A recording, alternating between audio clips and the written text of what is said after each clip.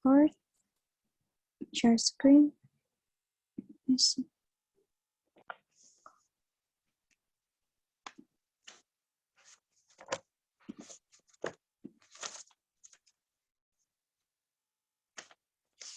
Assalamualaikum warahmatullahi wabarakatuh. Saya dan teman-teman saya berasal dari kelompok 6 dan hari ini kami akan mempresentasikan tentang accounting for pensions and post-retirement benefits.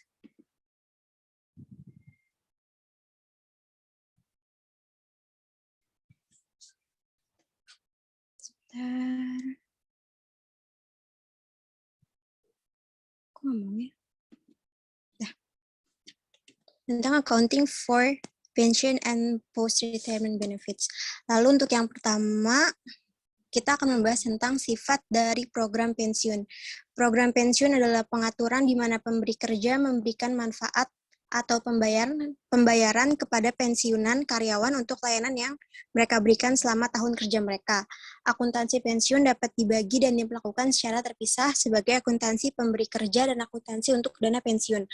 Lalu, ini merupakan ilustrasinya. Lalu ada beberapa program pensiun. Yang pertama ada kontribusi, yang kedua ada non-kontribusi, yang ketiga ada rencana pensiun yang berkualitas. Untuk lebih jelasnya dapat dibaca di slide.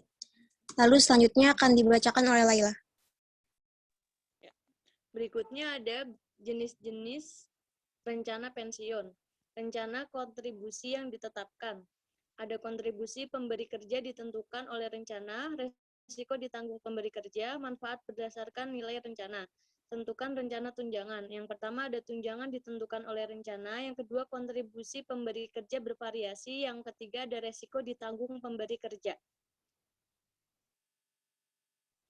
Selanjutnya ada ukuran kewajiban. Kewajiban pensiun pemberi kerja adalah kompensasi yang ditangguhkan kewajiban yang dimilikinya kepada karyawannya untuk layanan mereka berdasarkan persyaratan pensiun rencana. Sebagai berikut. Next. Selanjutnya ada pelaporan perubahan manfaat kewajiban atau aset. Bisa atau IASB mengharuskan perusahaan melaporkan perubahan yang timbul dari berbagai elemen kewajiban dan aset pensiun pada bagian yang berbeda dalam laporan laba rugi komprehensif, tergantung pada sifatnya. Komponen biaya pensiun. Yang pertama, biaya layanan adalah biaya layanan saat ini atau biaya layanan masa lalu. Yang kedua, bunga bersih dihitung dengan mengalihkan tingkat diskonto dengan kewajiban imbalan pasti dan aset program. Yang ketiga, pengukuran kembali adalah keuntungan dan kerugian yang terkait dengan kewajiban imbalan pasti dan keuntungan atau kerugian atas nilai wajar aset program.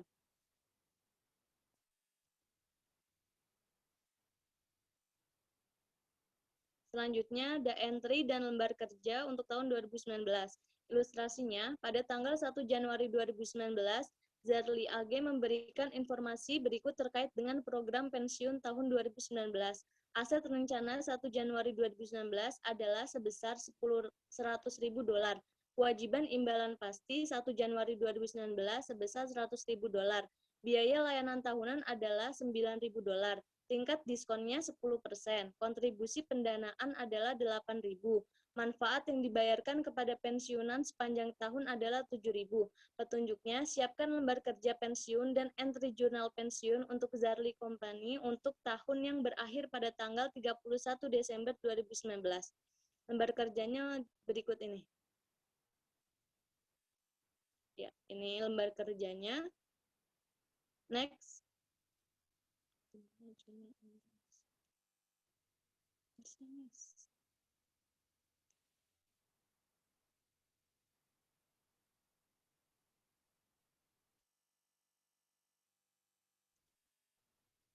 General Journal Entries, lembar kerja pensiun untuk tahun.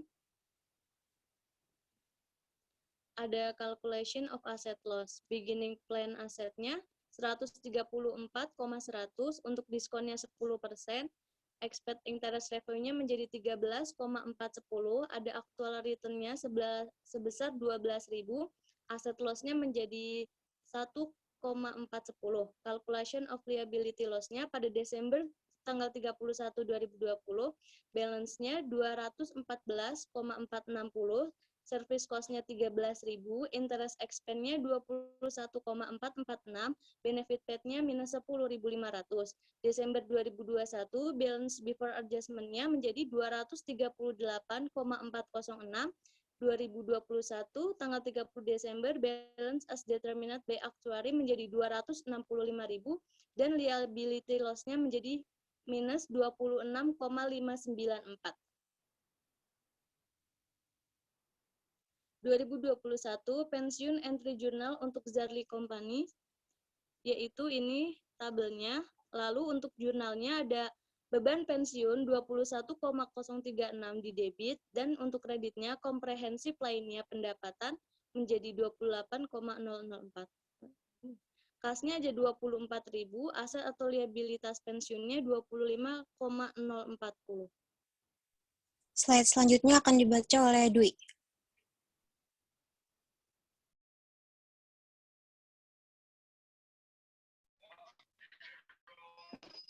Laporkan rencana pensiun dalam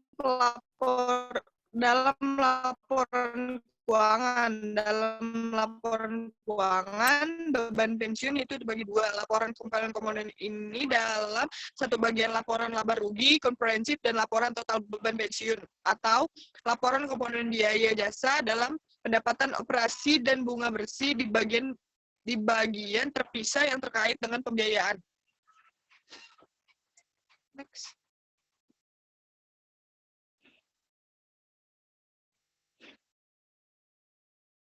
Laporan keuangan, ilustrasi ACA menyediakan informasi berikut untuk tahun ini 2019. Net income untuk 2019 100.000, liability loss untuk 2019 60.000, aset loss untuk 2019 15.000, accumulated OCI Januari tanggal 1 2019 40.000. Liability loss-nya 60.000, aset loss-nya 15.000, other comprehensive loss-nya 75.000. Net income-nya 100.000, other comprehensive loss-nya 75.000, comprehensive income-nya 25.000. Laporan keuangan. Komponen lain mendapat komprehensif harus dilaporkan menggunakan salah satu dua format. Yang pertama itu pendekatan dua pernyataan atau sebuah pendekatan satu pernyataan. Pernyataan gabungan pendapatan komprehensif. Comprehensive income statement untuk tahun 2019 31 Desember. Net income-nya 100.000, other comprehensive loss-nya itu liability loss-nya 60.000, aset loss-nya 15.000, comprehensive income-nya 25.000.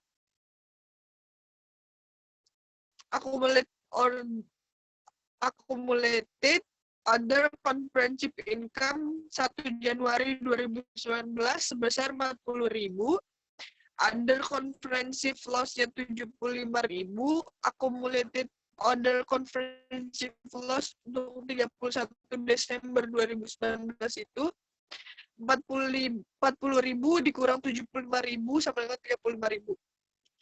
Untuk statement of financial position-nya, equity-nya ada share capital ordinary 100.000, rated earning-nya 60.000, accumulated other comprehensive loss-nya 35.000, total equity-nya 125.000.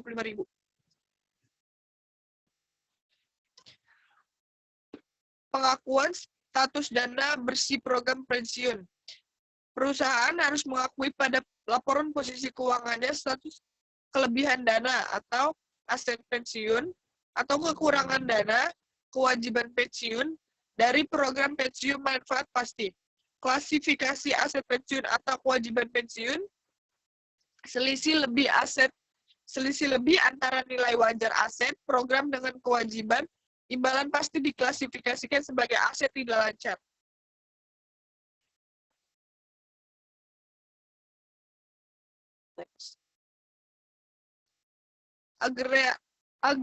Agregasi rencana pensiun. Satu-satunya situasi di mana pengimbangan diizinkan adalah ketika A, perusahaan. Yang pertama itu memiliki hak yang memiliki kekuatan hukum untuk menggunakan surplus di satu rencana untuk menyelesaikan kewajiban di rencana lain. Dan yang kedua, dimaksudnya baik untuk menyelesaikan kewajiban secara neto atau untuk merealisasikan surplus dalam satu program dan menyelesaikan kewajibannya pada program lain secara bersamaan. Next. Dalam catatan atas laporan keuangan, sebuah perusahaan wajib mengungkapkan informasi yang pertama itu menjelaskan karakteristik program imbalan pasti dan resiko yang terkait dengannya. Yang kedua, mengidentifikasi dan menjelaskan jumlah dalam laporan keuangan yang timbul dari program imbalan pasti. Yang ketiga, menjelaskan bagaimana program imbalan pasti dapat mempengaruhi jumlah, waktu, dan ketidakpastian arus kas dalam masa depan perusahaan. Next. Manfaat pasca pensiun lainnya. Yang pertama itu item finding benefit, beneficiary, benefit payable, predictability. Posisinya itu ada generally funded, will define and level dollar amount. Retired may be some benefit to surviving spouse. Monthly variable are reasonably predictable. Healthcare benefitnya generally not funded, generally uncapped, and great variably. Retired spouse and other depend as need and utilization difficult to predict. Level of cost varies programmatically and fluctuates over time. Selanjutnya pembahasan soal untuk chapter 19. Yang pertama ada exercise 19.7. Untuk poin A, in a period in which a taxable temporary difference reverse and reversal will cause taxable income to be less than or greater than prior financial income. Jawabannya adalah greater than. As the temporary taxable difference refers, which means the sum should be add to taxable income for the current year. Untuk poin B-nya, if a $68,000 balance in deferred tax asset was computed by use of a 40% rate, the underlying cumulative temporary difference amounts to, jadi berapa the underlying cumulative temporary difference amounts-nya? Cara menghitungnya adalah 68.000 dibagi 40%. Nanti hasilnya itu 170.000, which is cumulative temporary difference. Lalu untuk poin C, deferred taxes bla bla bla are or are not required to account for permanent difference. Jawabannya adalah are not, as deferred tax is calculated and recorded only for temporary differences. Lalu untuk poin D, if a taxable temporary difference originates in 2019, it will cause taxable income for 2019 to be blah blah blah less than or greater than pre-tax financial income for 2019. Jawabannya adalah less than, as the temporary taxable differences arises, which means the sum should be reduced from taxable income for the current year. Lalu untuk point A, if total tax expense is $50,000 and deferred tax expense is $65,000, then the current portion of the expense computation is referred to as a current tax blah blah blah. Jawabannya expense or benefit. Jadi of blah blah blah dollar. Jawabannya adalah benefit.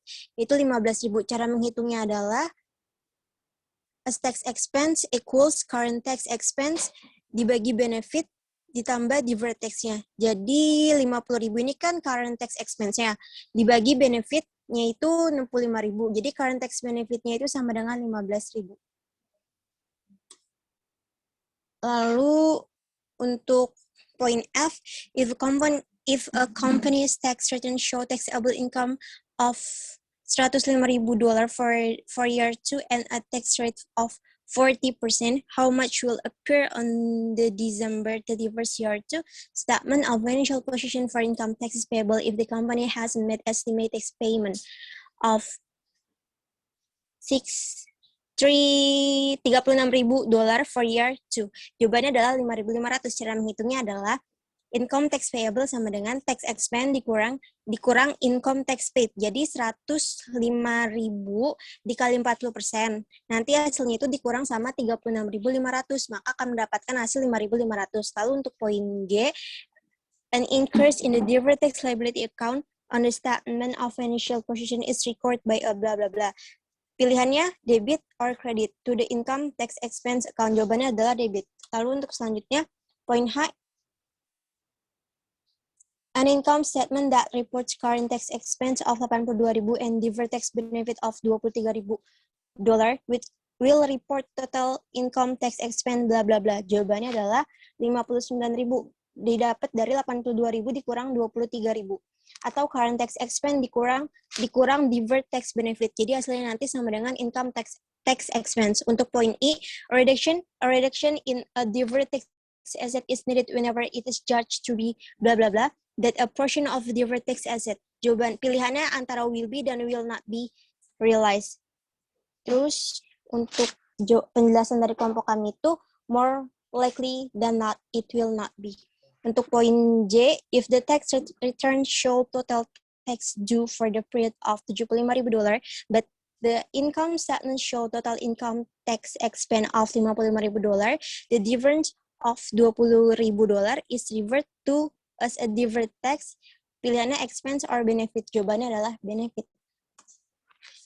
Lalu ini untuk exercise 19.18. During 2019, Graham PLC's first year of operation, the company reports pre-tax financial income of €250.000.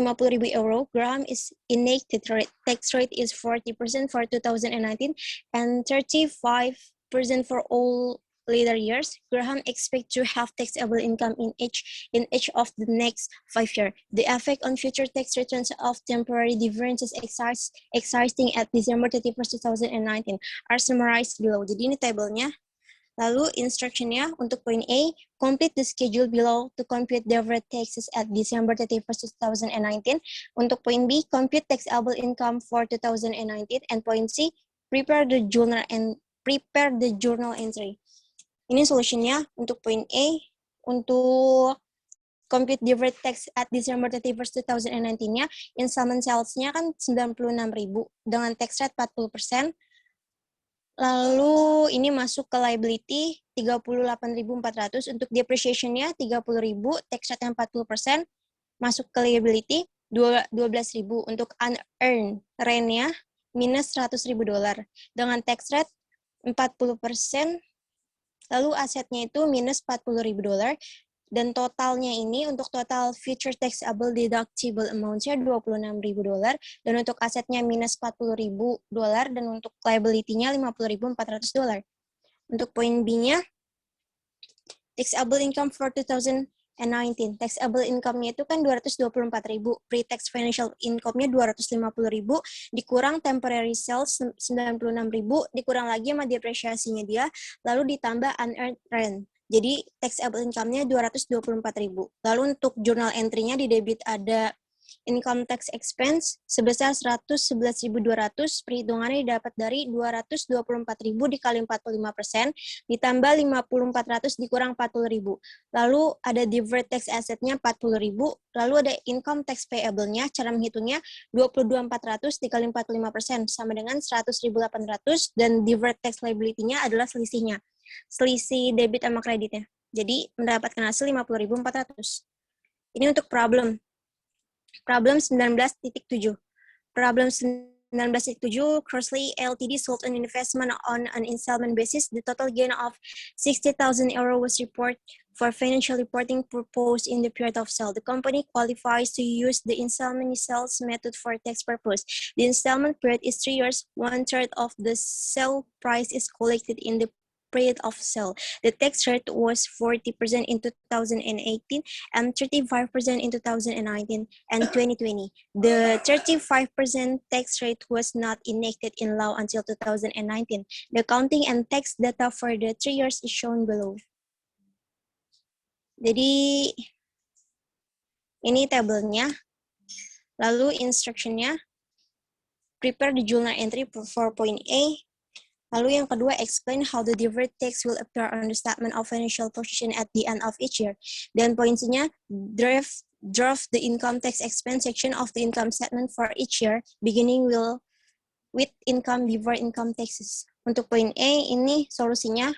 Jadi kita bikin buat 2018 sampai 2020. Untuk 2018 di debit ada current tax 36.000 dan kreditnya income tax payable 36.000. Selanjutnya itu ada deferred tax income 16.000 dan ada deferred tax liability 16.000. Lalu total tax expense for the year 2018 itu 52.000. Didapat dari 36 tambah 16. Lalu untuk tahun 2019 current tax-nya 36.000. Income tax payable-nya dikredit 36.000, untuk deferred tax income-nya 9.000, deferred tax liability-nya 9.000. Total tax expense for the year, harusnya 2019 ini ada kesalahan nulis. Total tax expense for the year 2019 is 27.000. 27.000 itu didapat dari 16.000 2018 ditambah 9.000 di 2019. Lalu tahun 2020, current tax sama income tax payable-nya nominalnya sama 36.000, dan untuk deferred tax income-nya 7.000, deferred tax liability-nya 7.000. Total tax expense for year 2020 harusnya itu 29.000. Jadi akumulasi dari 16.000 tambah 9.000 tambah 7.000. Terus untuk poin B-nya, kan sudah jelasin, explain how the deferred tax will appear on the statement of financial position at the end of each year. Jawabannya adalah because closing balance of deferred income tax or liability of each year will be shown as separately head under non-current liability. Dan untuk poin C, ini ada income statement of Crossley Corp for year 2018. Jadi income before income tax-nya 130.000, lalu ada income tax expense-nya current income tax 36.000, deferred income tax 16.000, jadi total income tax-nya itu 52.000, jadi net income-nya pasti kurang 78.000. Ini untuk tahun 2019, harusnya itu ada salah penulisan. Untuk tahun 2019, income before income tax-nya 70.000, lalu tax expense-nya ada current income tax 36.000, deferred income tax-nya minus 9.000. Jadi total income tax-nya 27.000, sehingga menghasilkan net income 43.000, dan ini untuk tahun 2020. Income before income tax 70.000, income tax expense ada 2, current income tax dan deferred income tax, yang total income tax-nya nanti 29.000, sehingga menghasilkan net income 41.000, dikurang 70.000 dikurang 29.000. Ini cara ngitungnya, or workings. Berikut presentasi kelompok 6, kurang lebihnya kami ucapkan mohon maaf dan terima kasih. Wassalamualaikum warahmatullahi wabarakatuh.